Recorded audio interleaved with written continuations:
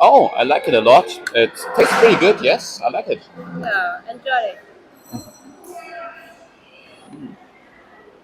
Mm. Wow, this is plastic. Are you sure? Yeah, look at that. Oh, Oh, how come there's plastic in my food? sir, this plastic did not just appear here.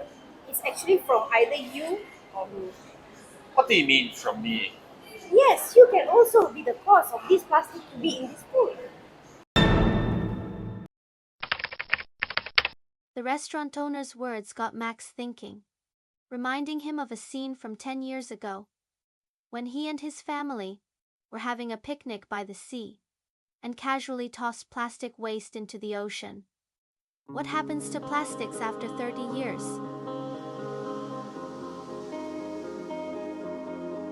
What if everyone kept tossing plastic into the ocean?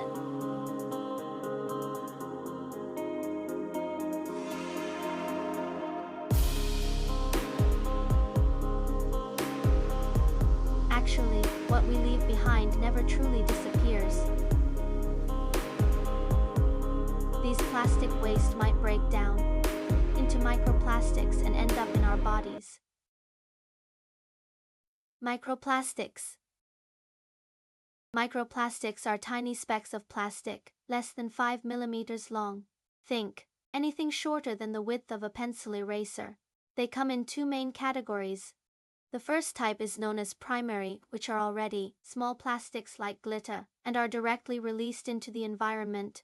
The other type is secondary microplastics, which form when larger plastics degrade. Most plastics are broken down through weathering, such as exposure to waves, wind, abrasion, and UV radiation. And depending on the type of plastic, it can take up to hundreds of years to break down, if at all. And because microplastics are so tiny and lightweight, they can be transported over long distances. Globally, they are virtually everywhere in our oceans, rivers, and even the air we breathe. These tiny particles come from various sources, including microbads found in personal care products, broken down plastic waste, and fibers from synthetic clothing. Microbads often used in exfoliating scrubs and toothpaste are washed down the drain and can pass through water treatment plants, ending up in our water bodies. Larger plastic items like bottles and bags break down into smaller pieces over time, contributing to microplastic pollution. Additionally, every time we wash synthetic clothing, tiny fibers are released and enter our waterways. Where do microplastics come from? How long can it stay in the atmosphere? And how is it getting into the atmosphere? The research found that 84% of those microplastics likely originated from roads, with the rest coming from oceans and agricultural dust. So why are we seeing so much microplastic coming from roads? Well, roads and cars that drive on them provide the mechanical energy needed to make plastic airborne. As you're racing down the highway, tiny bits of tire and other microplastics stuck to your tire fling off and fly away. So it's like people moves sand away from a beach.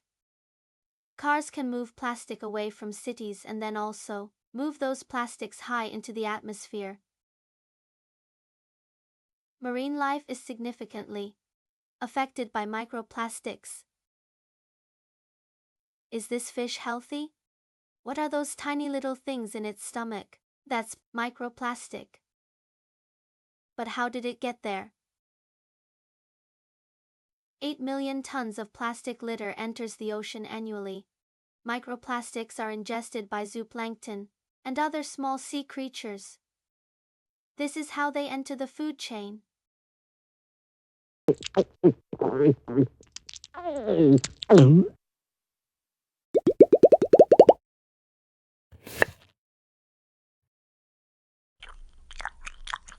51 trillion such particles float in the ocean, where they are even more easily swallowed by all kinds of marine life. Fish, shellfish, and other sea creatures mistake these particles for food and ingesting them. This can cause physical harm, affect growth and reproduction, and even lead to death.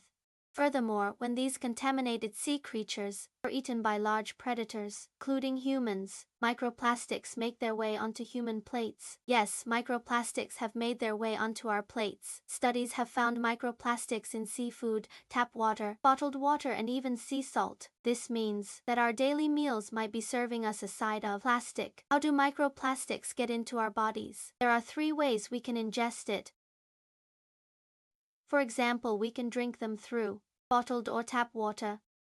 You will consume them through food, especially when you heat up the food in plastics. That is a common way for plastic to get in your body. Second, you could inhale the microplastics. So studies have shown that it gets to our brain. In autopsies, they found microplastics in the olfactory bulb, showing that they get through. And the third is through absorption through the skin. For example, with skin care product, the study found that these tiny particles often contain harmful chemicals like the bisphenol A and thalia, known endocrine disruptors that can cause hormone imbalances, reproductive issues, and cancer. Their presence can trigger immune responses, leading to inflammation and associated health conditions. Additionally, microplastics can affect the gut microbiota, disrupting digestion and nutrient absorption. The potential for long-term health effects from chronic exposure remains a concern. Some of these microplastics are small enough to be inhaled into the human pulmonary system. Once these tiny plastics get into the body, they can have quite a big number of effects. Some larger microplastics can be filtered out of our respiratory system when we cough, sneeze, or blow our nose. But limited research suggests that smaller microplastics can reach and remain in the respiratory system.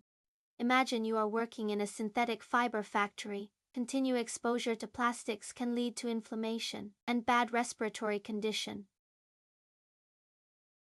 In 2019, 353 million tons of plastic waste were produced, with a tripling of that number to more than 1 billion tons, predicted by 2060. According to the report of UNEP 2005, approximately 70% of the marine junks are sedimented in the ocean floor, whereas the residual 30% floating on the surface, seawater, and the coastal areas. Emissions of microplastics to the environment are estimated to be between 10 and 40 million tons per year, and under business as usual scenarios, this amount could double by 2040. Even if it were possible to immediately halt emissions, quantities would continue to increase because of the fragmentation of legacy items. 4 times more plastic will be produced than has been produced in all of history. Between now and the middle of the century, their analysis determined humans likely consume between 0.1 and 5 grams of microplastic per week. 5 grams is the typical weight of a credit card, so if you were to fall on the high end of the spectrum, the New York Post headline is plausible, but it omits the rest of that range. What are you going to do about it? It starts with me. I'll start making better choices, and I'll also help other people do the same. As individuals, we can start by refusing single-use plastics and replacing them with reusable items. Every small change we make helps reduce plastic pollution. Businesses are stepping up, developing sustainable alternatives like biodegradable packaging and eco-friendly products. Innovation makes sustainability possible. Indeed, some responsible companies are already leading the way. There are throwaway plastic-free aisles in supermarkets. Beverage companies already offer plastic-free soda and salsa water. Restaurants offer plastic-free service. There are plastic-free rooms and hotels. An airline is now offering a plastic-free flight. Policymakers are working hard to implement plastic ban and improve waste management systems, reducing the impact of plastic at its source. Only by combining the efforts of individuals, industries, and policies can we truly create change. Promoting responsible consumption and reducing plastic waste for a sustainable future. By making responsible choices in what we buy and use, we can prevent plastics from polluting our planet, protecting marine ecosystems by tackling plastic pollution, Cleaner oceans mean healthier marine ecosystems and a better future for all living things. Let's take action to beat plastic pollution.